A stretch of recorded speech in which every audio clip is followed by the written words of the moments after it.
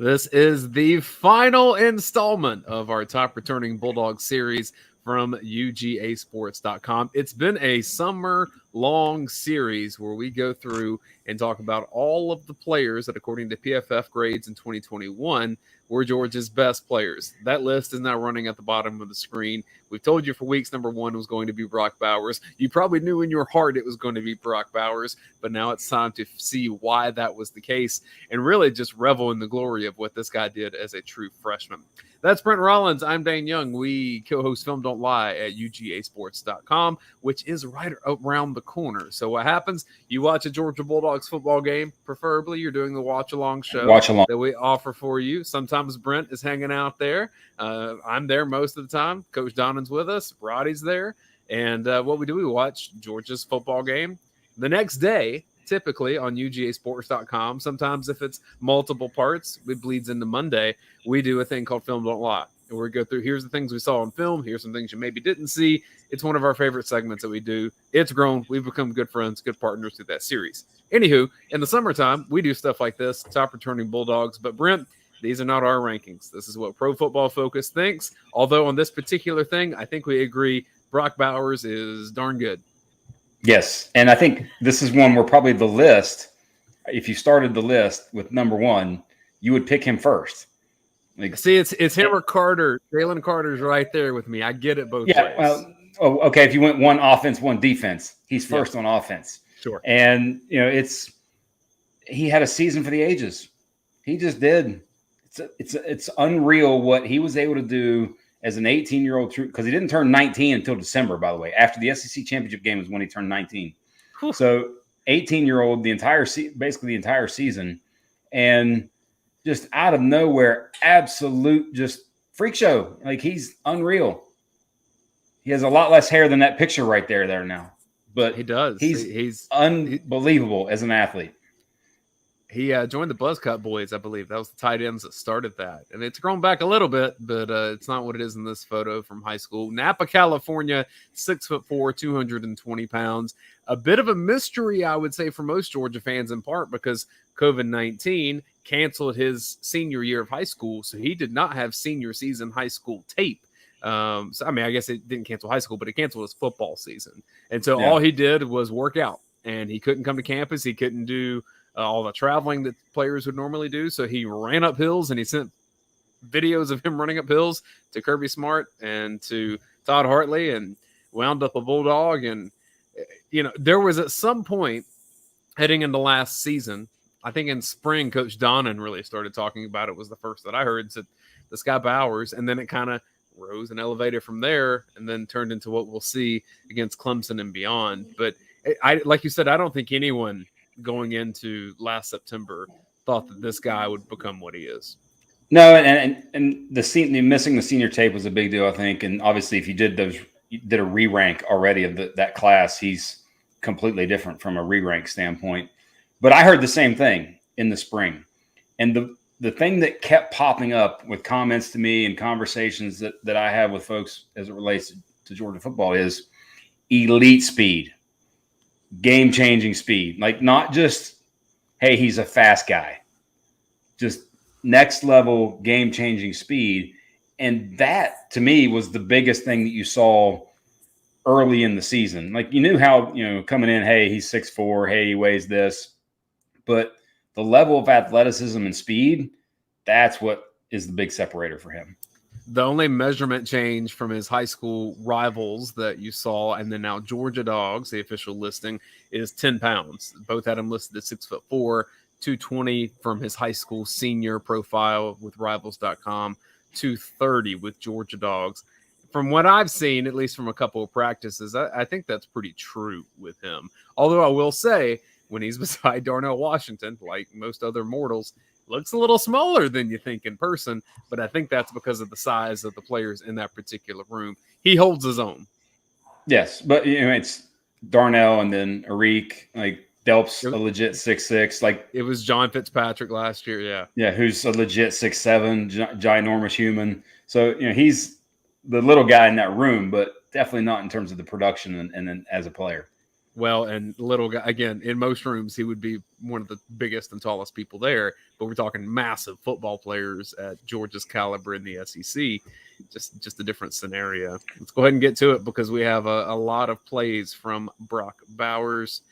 And we have to start. And I know just for the length of this clip, I didn't start it from the line of scrimmage, but I think we know what happens here against Georgia Tech. And this is one where, I think I highlighted this in a little deal after the game, but there are 5 guys that have in a normal game and in a normal circumstance at the catch point, you could circle 5 guys, maybe even 6 if you stretch it a little bit, that actually had a legit angle chance to make some sort of play. And he didn't get touched. Like legit didn't get touched. And that's 1. There's 4 right there, 5, 6. 4, yeah.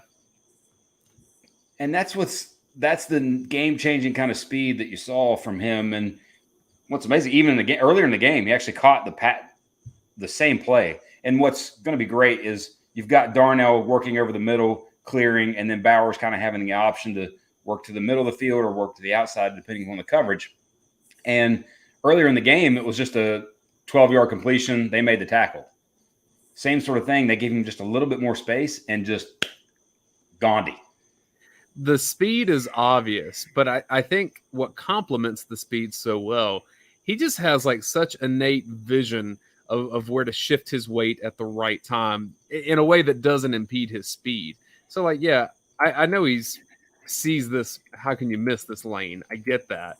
But like, hips and shoulders in the right direction. He didn't turn upfield too early. Everything was right about this to maximize what the play could be. Well, I think the word you're looking for is instincts. He has phenomenal instincts, and we're going to see it later. There's one of the Kentucky plays, the instincts as a runner. You could tell probably as a junior in high school, it was just get him the ball in some way, shape, or form, and he does things with it. And in California, he admitted when he talked to media earlier this week that he played tight end some. He knew he was going to be a tight end, but he ended up playing quarterback some. Yeah, I think he was kind of a do everything for that high school. Now, 2 things. One, we look at him yards after the catch right there against Georgia Tech. He had 522 yards after the catch. Oh, that's a lot. Just after it would have led the team. Like just yards after the catch, not beforehand. His yards after the catch would have led a team. It was the most by a tight end since PFF has done college grades and stats, which is not 8. This will be year 9. And I think he still would have been in the top 20 in the nation in the FBS in receiving yards by tight end just with his yards after the catch, which is amazing, beyond amazing. Well, and you would see Georgia realizing that and just give him the ball somehow. I mean, we'll see it later in the national championship. Just tell him to turn around and the ball will be there, and let's see what happens with it. Yes. Now, having said that, go ahead and poop in the punch bowl. Yeah. Well, we went back, and I think we're going to show 4 different plays from the Clemson game, just to show that, hey, look, it wasn't really all sunshine. And, this is, I think, early in the first quarter where, blocking, misses the block. But I think you knew from game 1, even though he struggled in certain areas, he got better as the game went on. And you could definitively tell that as a receiving option, he was going to be there. And it's one false step here. And it's just one false inside step, head down and reaching, and the defender making a play. And it's learning. You think like 18-year-old true freshman in this game. Against Clemson's defensive line, that's a treacherous mistake. Like that can turn into a bad play quickly. That can turn into – this was the best defensive line that Georgia played all year, period. And it was the first game. It was his first game as a collegiate player. It only got easier from here, the blocking assignments. By the way, I've started to rewatch like the entirety of the season. JT Daniels was not good in this game. It was just not good. I mean, but anyway, that's a whole nother discussion. I try to tell people, but I will say, so speaking of our list, we have this beautiful list of 23 players that is on here that our cutoffs were 70 or above in terms of PFF overall grade. And then for the most part, a significant number of snaps, usually at least over 100. We it's kind of fudged on a couple because of they're going to be impactful like Chaz Chambliss and Daijun Edwards. But I'm seeing on the comments here, we've got no Beal, no Mitchell, no Kyrus Jackson. Why are they not on the list? Because their grade wasn't great. Like Robert Beal, actually, I think his overall grade was right at like 68 point something, 69. So he just missed the cut. Kyrus may be in the snaps issue. Kyrus missed a lot of playing time last year. But his overall grade was still in the 60s. A.D. Mitchell, because he had a lot of, there's a lot of drops, a lot of just. Well, he had poor blocking technique early. He got a little bit better late, but blocking was not his thing. Because that impacts overall grade. So I think his grade was in the mid 60s too. So those three guys if you just missed the list. In the grade that's just like catching and I know some of the route running.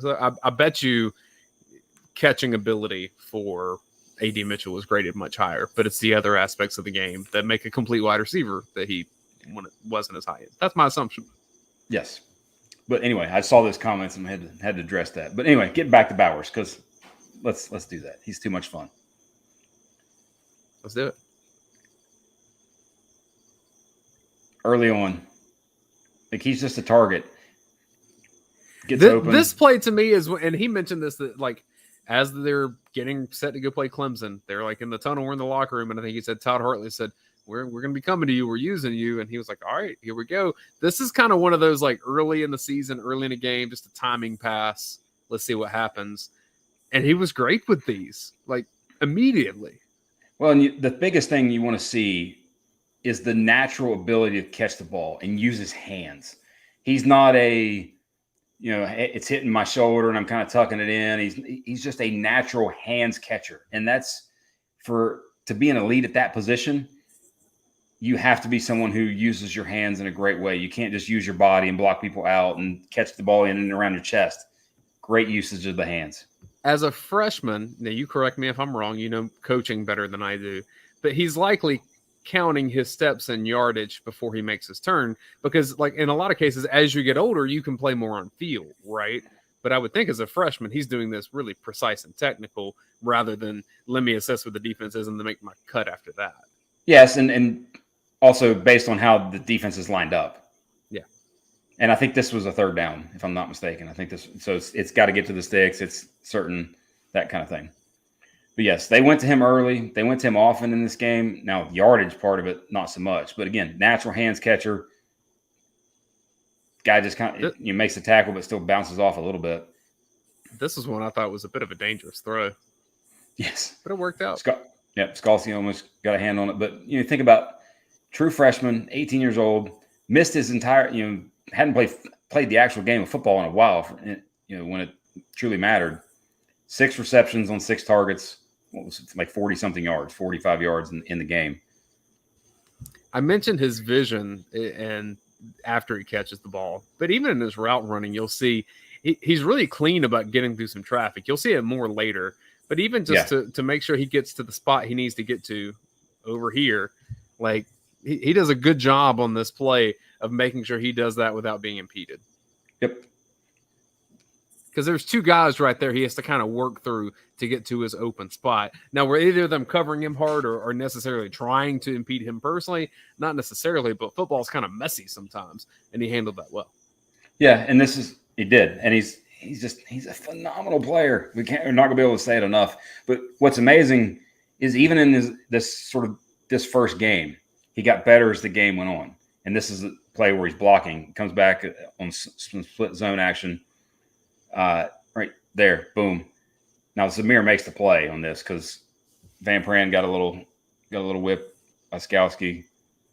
Well, Van Pran was also getting, his first main playing time in this game and wasn't expected at the time. Like Tate Radlich had to go down for that to happen. So there was a lot of new happening here for Georgia, and they found a way to win. Well, and the thing you instantly see in the game, he's a willing blocker. It's not something he doesn't, he's very much a willing blocker because at tight end, oftentimes because of your size and who you're going to be blocking, just effort matters as much as anything, as technique. But willing blocker right here hits the correct shoulder, heads in the correct spot, breakdown, like those kind of things that, tells you got something up here because, he is a true freshman.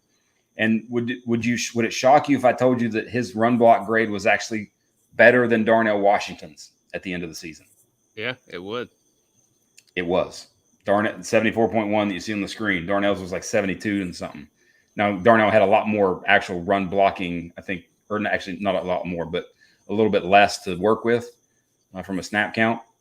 But still, on the entirety of the season, Brock's run block grade was higher than Darnell's. Good awareness here in the sense that you got to get to this line. And so for that to happen with this assignment, get in the way. You use your body and not your hands. And the position holding calls. And the position is also vital here. Yeah. Head on the inside, butt on the inside, making sure that the penetration is not to his right shoulder inside of him. It allows Zamir the ability to face the guys that he's got head on to face and make the cuts that he does. This was 3rd and 2. This was the fourth quarter sort of, end it drive. And then Zamir just puts his head down and says, get off me. This is Georgia icing a game, which, by the way, Zamir White was really, really, really good at by the end of his Georgia career. And that's one of the things that Georgia has to prove that it still has, because no one on the team has done that. Like he was good at that for going on 2 years now. And it's definitely when you think of just niche roles that we know who this guy does this. Like Zamir was the finisher in the run game, certain, punter, you know who that is, but who's going to be the punt returner, kick returner, like little niche roles. Maybe Bowers. Like, Bowers could do that too. Like, who knows? But it's a role that it's slightly an unknown going into the season. That's for sure. You think it will be people, but you don't know that for certain. He had 882 yards receiving, one of 2 drops. We had to show a drop. He wasn't completely and utterly perfect. And does he house it? Does he house it if he catches this? Because he sees the guy and is ready to make the cut. Now I think the guy trailing him maybe plays it a little differently because the ball would be caught. Are you going to make me pause this to see? Right. Like, because he sees that guy and he's slowing down. I think that's why he dropped it, because he's like, I want to make this move and get to the middle of the field. Because he's trying to cut back and go here. Yeah. Yes, and you got your receiver who's ahead of everybody that can now work backwards and get in the way. Like, there's a possibility he houses that. You think he still thinks about this more than the touchdowns? Like, that's how athletes tend to be, right? Like, I know Coach Donnan tells me you think about the losses more than the wins. Maybe national championships are different because, those are so glorious. But, yeah, I bet Bowers thinks about the 2 drops more than the greatest of always. They hate the win more, or they hate to lose more than they love the win. Well, this is when it was like, do this more. This is when you knew, like, you had the UAB game, where he gets 2 touchdowns in the UAB game, including the 80-something yarder where he just outruns the entirety of the everyone on the field, other than maybe Ladd, who was almost caught him. But that was the game where you're like, okay, this guy is legit big time.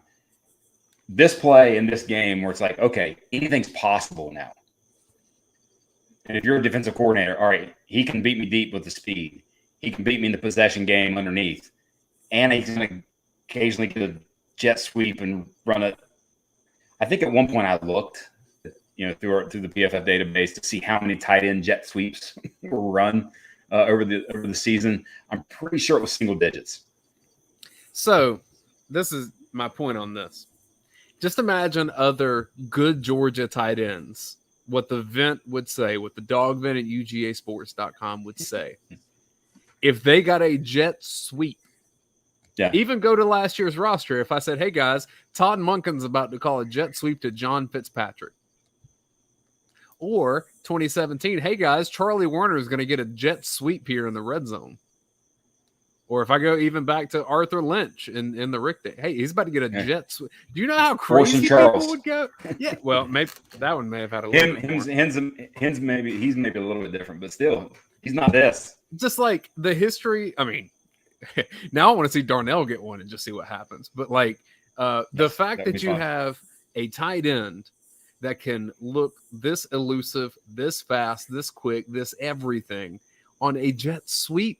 You just said the stat from PFF. This doesn't happen, period. But it does at Georgia with this guy.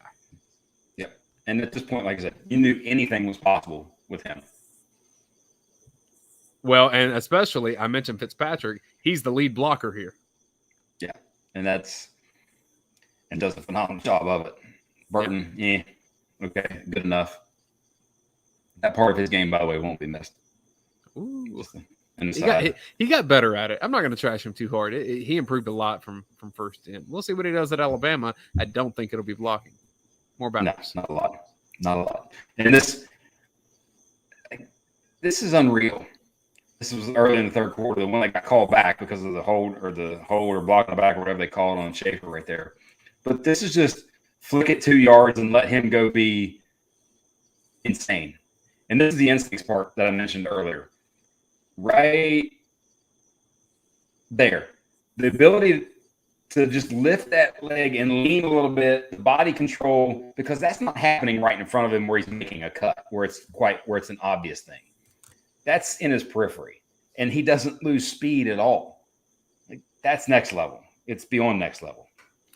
One thing that's exciting to me, and you have to remember, this is pretty early on in Georgia's quarterback change, by necessity in some cases, but then one that stuck. Stetson Bennett has a lot of that backyard ball in him, and he's a gamer, and he's a gunslinger, and sometimes he'll try stuff like this that I think other quarterbacks may not always try. Sidearm, not perfect, but like Bowers is a perfect receiver for these kinds of things because you can be creative in how you get him the ball, and then he'll reward you for it. Yes. I mean, it's just like even going back through, and I think one of the plays, I don't know what made me watch it, but it was a play against Tennessee. I think I was looking for one of his plays. And it's the one where Stetson's getting ready to almost get sacked on the 2-minute drive and kind of flips it with his left hand to Cook, who's right in front of him. Like, that's stuff that, the other one definitely didn't do. And he just has. He has a knack for the ability to wiggle his way out of things. But this is phenomenal. Get the ball to him. Let him go score. I mean, I think he eventually is this. I can't remember if it's the same drive that the next play is on. Well, I'll get there, but I have to give my big boy shout out because I love the big guys here. Yes, Justin Shafer gets his little chip release and let's go on downfield. How far can I get before I got to touch somebody? And then he does it. And then he rips the jersey in. Like, he got him. But then that last little rip of the jersey there, it was. But no, that's that's getting out there. I love it. Like, get in the open field, big fella. I mean, we're talking 5, 10, 15, like 18 20 yards before he touches someone else. Like, that's glorious. The more Georgia does that, the more I'm excited to watch them. And the more they do this.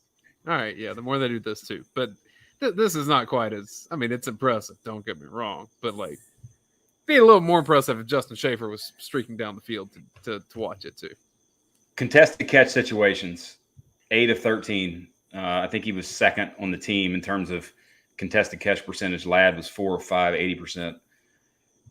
I think this play right here to me is, I wonder if you see more of this from Stetson in the fall, where all spring, or they've rewatched this season, and they've seen a lot of plays where Brock wasn't necessarily open, but him being who he is and his own ability, kind of the always open deal, 7-11 deal.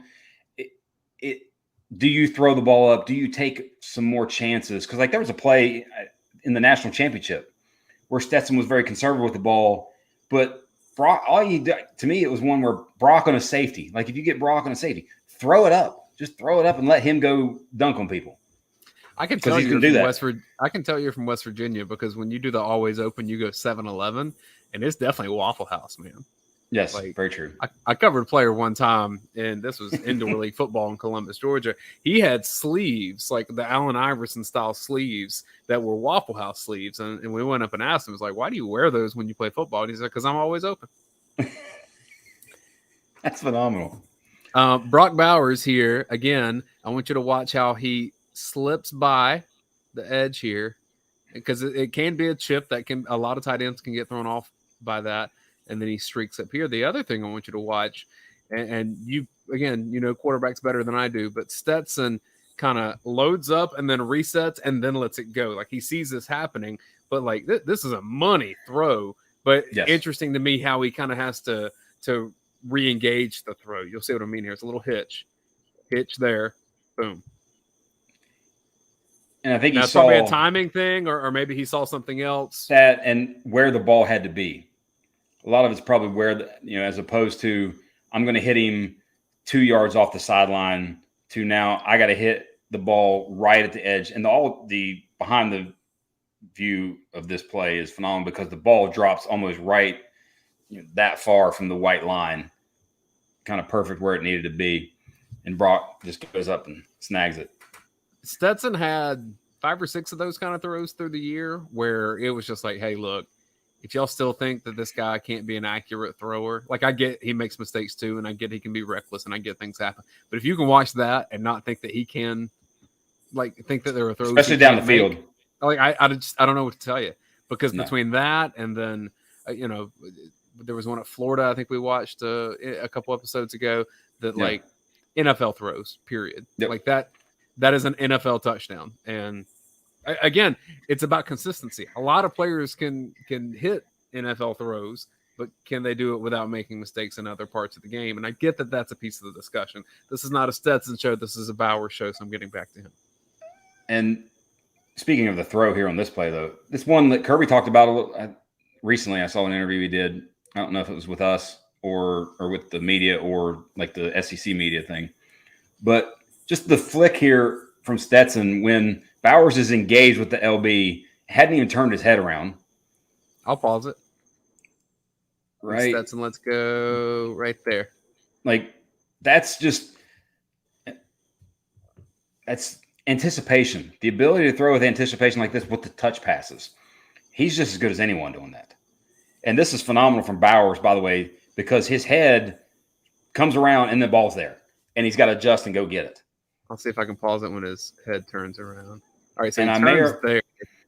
Head just turned at this point. Turn looking back to the backfield, by the way. He's probably looking back to the backfield a little bit. And then, there's the ball, and I'm going to go get it. I think my hands were up already signaling touchdown on this play because as soon as I saw the outside receiver go in and Bowers released like that, I knew this was a touchdown. I may or may not be wearing the same shirt that I am right now, sadly. That's standing on the sidelines.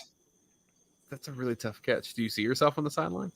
Yeah, yes. You want me to circle you? Hands up. Right. You got to go a little further. And right there, white shirt, black hat guy, right there. Ah, look at here. Yes. Rollins.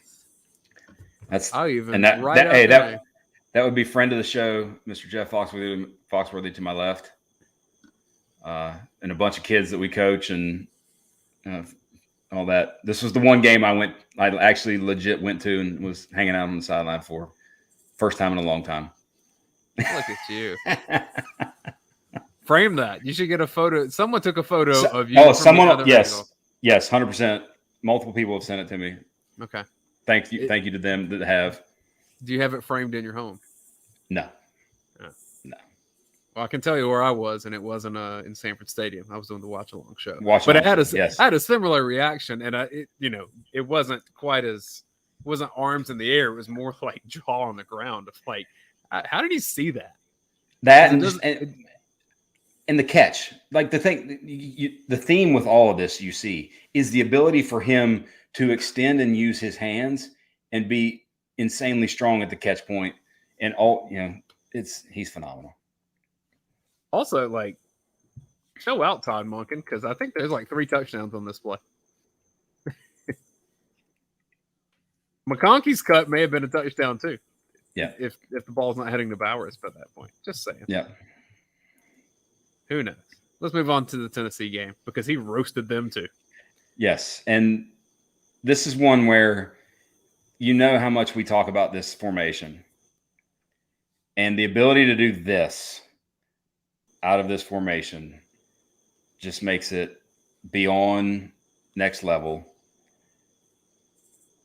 Because if you don't have the numbers advantage, if you don't play to the strong part of the formation, to the bunch, They're tossing it. They're student body right, basically, quick tossing it. They're doing their passing game. They're working kind of what we'll see against Michigan, what we saw against Georgia Tech, same sort of thing with Darnell and Bowers together. You do too much overload in there. You got one-on-one on the bottom. It's just I love this formation. I love what you do out of it. Football's not very complicated in some spots, right? This guy is really fast, especially when he has the football in his hand. He can do some crazy things. Where's the most space on the field that Tennessee's giving you based on the formation? Right here. How do I get this guy right here without these guys being, in tune and as fast with him? How you do that? Misdirection. And you hear Coach Donna talk a lot about this in general with that even in the past few years they were missing some misdirection in the offense. And I think that's grown over these last 2 seasons with the running game. When you look at some of the guys that are on our list at the bottom of the screen, really even the top 2, you can do misdirections with Bowers. You can do it with Kenny McIntosh. You can do it with Ladd McConkey. And there's other receivers on this list I think you can do it with as well. The last thing with this play, we'll let it run and then we'll pause it at a certain point. Right about here. That was the 30-yard line-ish that he got contacted by that guy. And he says, get off me. And then he doesn't get actually tackled for 11 more yards. Like, as a runner, 11 yards after contact. Like, get off me, 13. Go away. And I'm going to drag you for a ride. Like, it's just. The fun part about misdirection to me is that, like, it really does turn into, like, you see this in basketball, right? Where you there's 10 guys on the court, 5 on each team, 5 on 5. But you turn it into a 2-on-2 game. Because if you watch, Darnell Washington is one of the best blockers in the country. He has nothing to block here. He just kind of hangs out here doing his thing, as much of a decoy as anything else. He is so irrelevant to the result. 6'7", 280 decoy. But that's okay because, like, this is all about, like I said, Bowers getting here and turning it into a different game. This is not 11 on 11 at this point, other than where people's eyes are going. Well, that's really what you're saying is the essence of offensive football now. Is how can I leave defenders alone and use my ancillary pieces to my offense to create where I have a 5-on-4 from a blocking standpoint, or at least a 4-on-4, and my guys got the ball, where I'm never at a numbers disadvantage. And that's what they've done for the most part. And I think that's why they haven't fully done it yet in the running game, and that's why they haven't been as explosive in the running game over the past 2 years, and I think they're going to get to. But it's still fun to watch when you do it right. Final point, just personnel and complementary football. I mentioned Rosemy, and again, Bowers. That's the same combo that we're going to see in this last play that we have coming up at the end of this in the national championship game. Like, see who works well together. See who does their work in ways that complement each other. And on this play, John Fitzpatrick is crucial as well. So who's going to fill a Fitzpatrick role for this upcoming season on this play? Because Darnell Washington may not be as quick in the open field as a Fitzpatrick was, but he's bigger. So do you do this a little differently based on that? Or is this something that Gilbert can help you with? That's what Todd Monken has the kind of fun of figuring out. But the fact that this is Rosemy here doing a good job in the open field, he did his job there to get the first down. And then you'll see he's still fighting, always fighting, and he's always fighting. This one is just – this is where you just – the next play against Alabama, this is where you just say man-child. Like, this is get off me. I'm too big. I'm too fast. You can't tackle me. Just get out of my way. In a forgettable SEC championship game, this was a memorable play. And a forgettable game for Stetson Bennett. But again, this is a pretty unique arm angle that he's able to get to here. And that's it's the 13 personnel. That's, three tight ends on the field there. Pickens at the top of the screen, taking some attention away. And that's what's beautiful about Bowers' game, because you have to respect the speed part of this. Now, not necessarily the other two guys, but I think that's going to change with Gilbert this year when it's him, Gilbert, and Darnell in that set. But because you're going to have to respect both Gilbert and Bowers, and Darnell so much, but Darnell's not a stretch the field kind of guy. Mm-hmm. But you have to respect that. And if you do, And all right, now you respect it too much, and we're just going to hit you with the quick screen, and we got great big, huge dudes trying to block you and an elite playmaker with the ball. It's done. It's impossible to stop. Well, and what you're saying too, though, is that like when this becomes an elite playmaker in the ball, Gilbert, now you have another wrinkle in here that you didn't have to think about. So many things you can do. So many things. It just makes me jealous. I want to be able to call this place. He's tough and he's strong. And he got hurt earlier in the game and still was battling, because it was clear early on in the SEC championship game that he was the one guy who was just better than the other team. Like Will Anderson's better than you kind of thing. And in that game, Jamison Williams was better than you. Like Brock was better than them. And he was the guy. Here's some of his receiving skills. We've seen some too, but just the ability to adjust to the ball. And again, he was playing with a bum shoulder in this game too. Yep. Route running here. Give me the head look. We've talked about that with the receivers that we've talked about. Give the head look. And that's just insane catchability. Is that a word, catchability? I'm not familiar with that one. I mean, it is now. I like it though. It feels like a draft Nick word. It feels like something that like Jeremiah or I think that's in the neighborhood of physicality, McShay. Catchability. Yeah, you're probably right. Mm-hmm. Our boss would probably not be happy with that in a written form. So we must use it every article that we write, because that is my goal in life, is to annoy Roddy and watch the paychecks come in. Bowers is just look. He's open on this play. It's a mismatch in a lot of ways, but man, does he turn. And go back to look what you have though, and we'll see a lot of this. Look at the beginning of the play. It's the same, in essence, formation that you saw in the Tech play. Except on the Tech play, Darnell's coming across the middle of the screen, and then Bowers working in behind. This, Darnell is going more vertical, clearing that safety, taking that safety with him to give Bowers the sideline.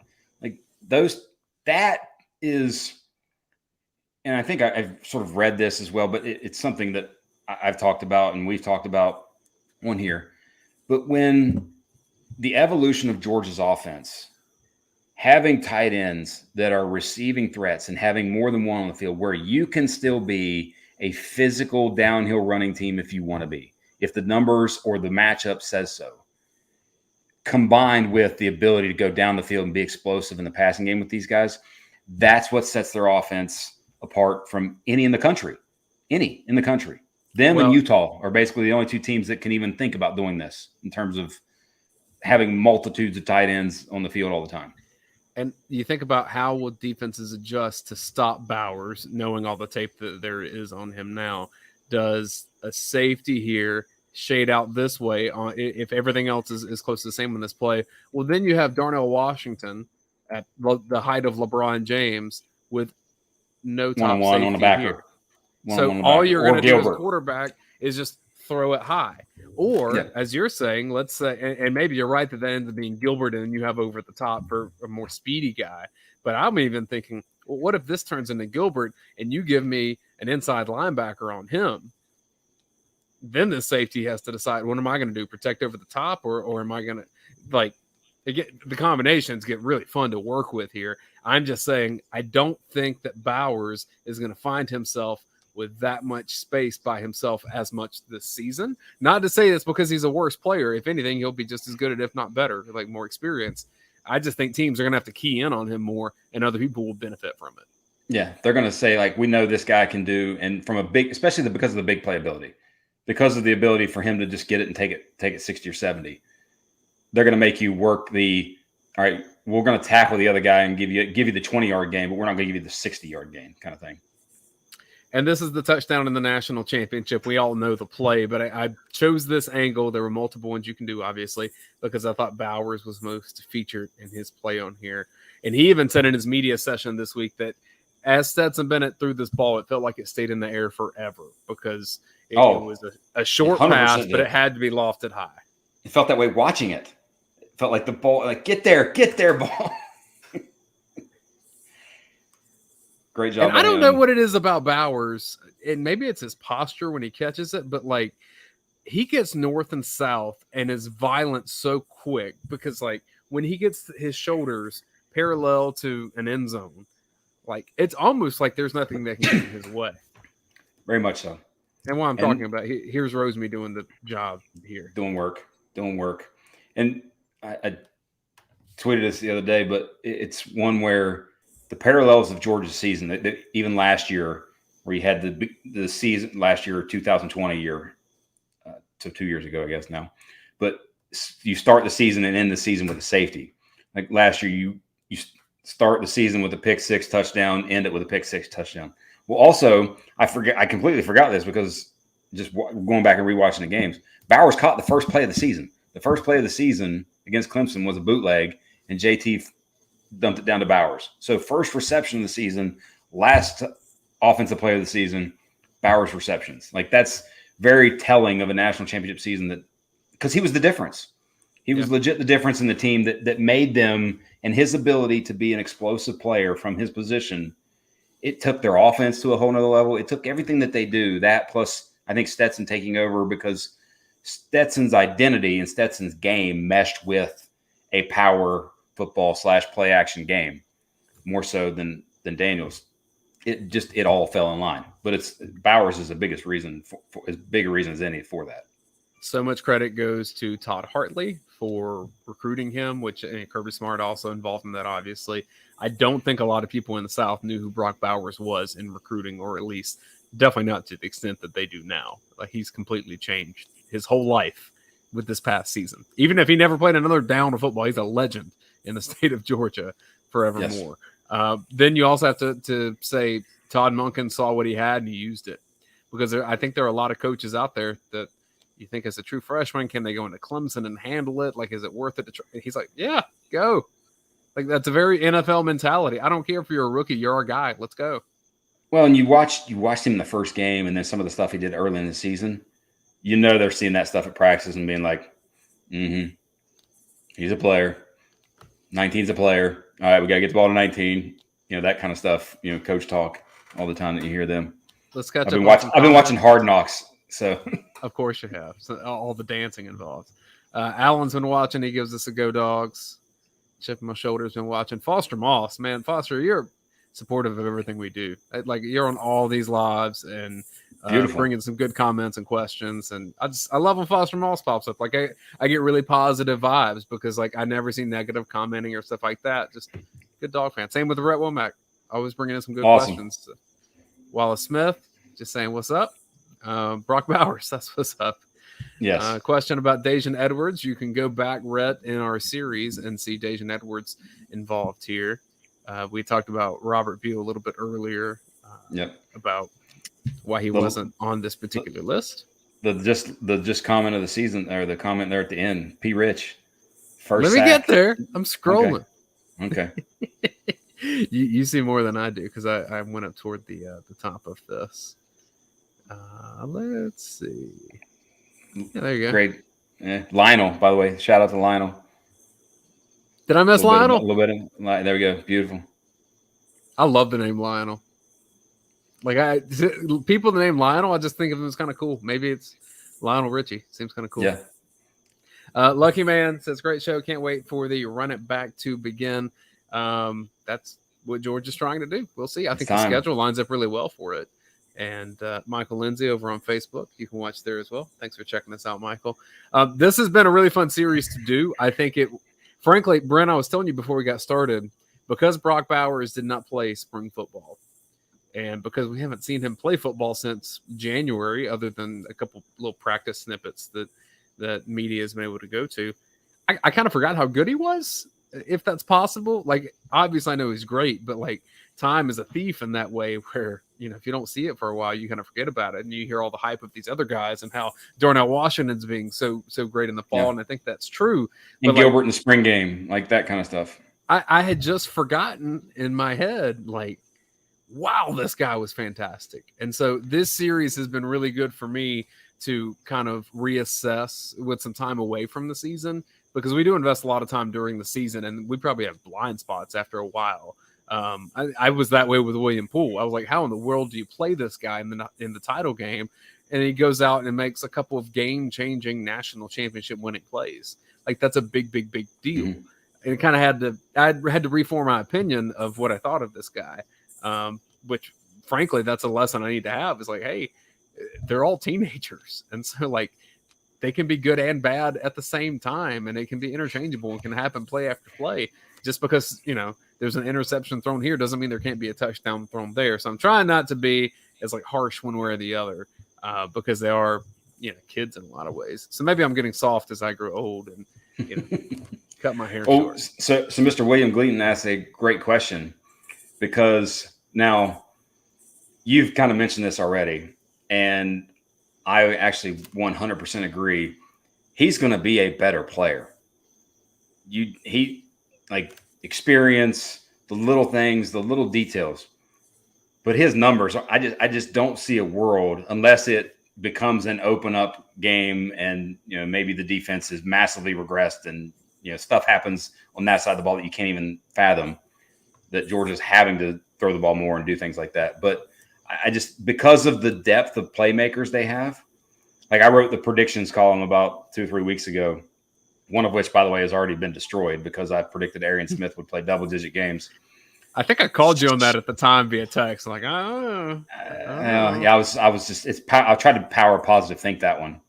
Yeah. But I do think you're going to have AD, as long as health, taking health out of the equation, AD, Gilbert, Bowers, and Ladd be 40 catch, 500-yard guys plus.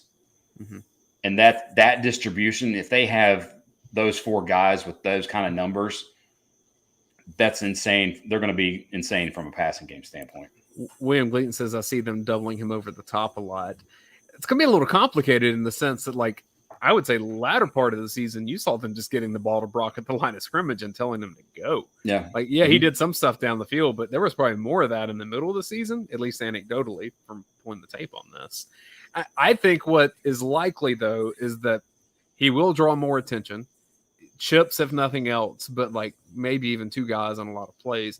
Then it's going to be on Georgia's wide receivers who are going to see more one-on-one coverage. Mm-hmm. What can you do with that? And if Georgia begins to punish people with a lot of big plays that way, I'm talking to McConkey and Mitchell most likely, maybe a little Roseme too. If Georgia begins to punish them that way, then defenses will kind of readjust and say, well, I guess we got to try to keep Bowers in front of us again. Well, I think in one of the things with rewatching the Clemson game as I've been recently, I think you're going to see a ton of defenses do what Clemson did. And specifically, I think you're going to see Dan Lanning do what Clemson did in terms of how they played their safeties, how rare they went true man, how much they just stayed back and said, okay, dink and dunk me to death. I don't care. Run the ball for 7 yards, 6 or 7 yards. I don't care. It's very much the defense that people do against the Mike Leach offense in Mississippi State. Yeah, in a way. Yeah. And I think you're going to see more and more of that where the too high look that you hear very discussed a lot, but you're just going to see a lot of too high quarters, cover 6, quarter, half, where they've got multiple 2 to 3 guys that are deep part of the field and making sure that everything is in front of them. Now with Bowers, he kind of eliminates that because of after the catch ability. He does. The other thing, though, is when you have a quarterback that is mobile, it's the ultimate game changer against that kind of look, because at most any time you can probably scoot ahead and find 5 or 6 yards with such soft coverage. So when you see it, do you take it and get it? And I thought Stetson Bennett got more comfortable in doing that. That's something that JT Daniels that wasn't in his game. And you saw Georgia kind of adjust on the fly when that did happen. So, I think that moving forward, every single one of Georgia's quarterbacks will have some ability to run. And if for some reason they don't, it's because they're legendarily accurate. That does happen. Mac Jones does come along and you have to play him. Yep. But it's not going to be. It's the exception, not the rule. Yeah. More likely, I think Brock Vandagriff is I don't know about his effectiveness yet because he's so young. We haven't seen him a lot. But that just prototype of I'm a physical runner, strong arm, can do a lot of different things, RPOs. I think that prototype is what Georgia is going to be leaning to, and you see it across all of college football. Yep, very much so. I got back to quarterbacks again. Why'd you let me do that? Well, because I was just going to get back to the fact that we just looked at 23 players, by the way, that from a PFF grading standpoint, we're at a above average starter to now elite. when we get into the 90s, above 85 in college. Like when you got Jalen Carter, Nolan Smith, like even Stetson's grade for the most part was up there because of the running ability as much as the passing. But the cupboard is not bare. They are primed and ready to be I saw PFF. We actually have our power ranking kind of thing and how our power rankings meshed with the initial AP poll. And I think it's basically Alabama, Georgia, 50% chance to win the championship. Everybody else, 50%. So it's if you had to pick, would you pick one of those two or the field? To me, you pick one of those two. I'm looking at this list as it scrolls, and we're going to wrap this in a second because we've been going on for just shy of an hour. But I'm just like in my head wondering, because like when we get done with our season work, we do a lot of NFL draft preview for Georgia guys where they will go. And I'm trying to think in my head, who are future first round picks among these 23 guys that we've just done these videos on for the last couple of, I was going to say weeks, but it's really been months. And I think we know that Bowers and Ringo and Carter are for sure. Ringo. I think Nolan could be a later part of like a Jermaine Johnson in the 20s kind of first round pick. I don't see, unless he completely has a blow up season, I don't see that. And there's some of these cats, it's way too early to tell on a Dumas-Johnson or even a Broderick, McConkey for that matter. By the way, if Broderick goes and has a 700 snap season where he's in the upper 80s of grades and pass block dominant, he's a top 15, top 20 pick. Like definitely. I mean, Warren McClendon may not be first round pick, but that's a guy that could be in the NFL forever. He's so good. Agree. And consistent. Mims, and we know his talent. Darnell, I think, is maybe. It doesn't fit the mold from Gilbert. Because those guys Gilbert definitely can be. If Gilbert goes and has 45 catches and 600 yards and 9 and 10 touchdowns, which by the way, I think him and Bowers could have double-digit touchdowns this year. If that happens, Stetson Bennett's at the Heisman ceremony. 100%. And I also, by the way, predicted I think that will happen. So I just know for me from the offensive mind standpoint, there's nothing I can't do with what I have. And, yes. Alex agreed on Facebook that Gilbert could be a first-round pick if he blows up. Also, you're right, Alex. George Pickens should have been a first-round pick. There were 10 receivers drafted ahead of that cat, and I'm like, he should have been a top 10 pick. We called that one kind of. We were like, that's not like a Georgia homer thing. That's like, there's no one like him. I know why he wasn't. Like, why he wasn't a first-round pick. It's just the sort of some help, but then some ancillary parts. Concerns. Yeah, exactly. That's what. And NFL teams who make those $1 million decisions aren't going to take that in the first round. They just don't. Rarely, unless you're so phenomenally, light years ahead of things. But I'm gonna lean in here because you're a Falcons guy. This is where you record, right? This is where I lean in and just say the Falcons took Drake London ahead of George Pickens. I just saying. And I don't think history will be kind to that decision. Well, especially if he goes and he plays 5 games, because he's already hurt. And he was hurt last year, and he was hurt. Oh well, we digress. If someone like the Falcons pass on Brock Bowers when it's his time to draft, I'm gonna have to get even closer up here, and no one wants that. We don't need that. Hey, we've really enjoyed doing this series here for UGAsports.com. If you like our content, do us a favor, subscribe to our YouTube channel. We're the most popular YouTube channel covering the Georgia Bulldogs. It's really grown in the last couple of years. We've enjoyed being a piece of it, and we're on a rocket ship where we're going to keep doing more content for you guys, not only about Georgia, but about the SEC as a whole, which is getting longer and longer shows more as the conference expands. Around the League will be returning for its 3rd season, I believe, which is a podcast that we do every Thursday with Brent and I and former Georgia head coach Jim Donnan, who you see on here a lot. We'll be talking about every week in the SEC. That's going to be a nightly show this year just because we work at institutions of higher learning. Okay. And then we'll have Film Don't Lie on weekends, and Georgia games are coming. William Gleaton, thanks for checking us out. Thanks for enjoying the film breakdowns. And if it's your jam, go over to UGAsports.com. You can join now for $33.18, which is the score of the national championship. Which I had someone say that promo would have been better for us had Georgia won like 75-70. Just would have made more money that way. I get it. Worked out. It worked out perfectly. Yeah. It worked out like it should have. All right, we've enjoyed doing this. We'll have this on a playlist if you want to go back and see everything in the series from the top returning Bulldogs from Brent from UGAsports.com and for Brent Rollins. I'm Dane Young. Thanks for watching. We'll see you next time.